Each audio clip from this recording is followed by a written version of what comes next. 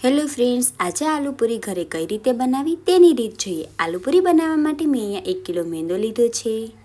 મોણ એડ કરી દઈએ, સ્વાદ અનુસાર મીઠું એડ કરી રોટલી જેવો લોટ બાંધી લઈએ। લોટ બંધાઈ જાય એટલે તેના નાના નાના લુયા બનાવી લઈએ। 2 કલાક લીલા કોકમને પલાળી દઈએ। કોકમમાંથી બધા જ બિયા કાઢી લઈએ અને કોકમને ક્રશ કરી લઈએ। ધાણાની દાંડલી, આદું, મીઠું એડ કરીને તે પણ ચટણીને ગ્રાઇન્ડ કરી લઈએ। બંને ચટણી રેડી। હવે વટાણાને 5 કલાક પલાળી વટાણાની અંદર 2 થી 3 બટેકા એડ કરી હળદર અને મીઠું નાખી બાફી લઈએ। પછી તેમાં ગરમ મસાલો એડ કરી મિક્સ કરીએ। વટાણાનો રગડો પણ રેડી। જે આપણે નાના નાના લુયા બનાવ્યા હતા તેની પૂરી વણી લઈએ। તેલ આવે એટલે તેમાં બધી તળી લઈએ।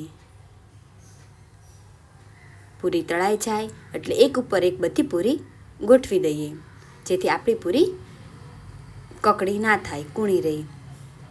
એક ડીશ લેવાની, તેમાં પૂરી મૂકવાની। જે આપણે વટાણાનું શાક બનાવ્યું હતું તે એડ કરીએ।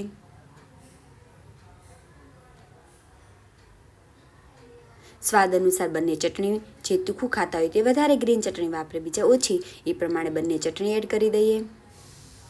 આલુપૂરીની સેવ, જે કાંદા ખાતા હોય તે કાંદા અને સ્વામિનારાયણ હોય તે કોબી એડ કરે। આલુપૂરી રેડી। જો તમને આ વિડીયો પસંદ આવે તો તેને લાઇક કરો, શેર કરો અને સબસ્ક્રાઈબ કરો। રાધે રાધે।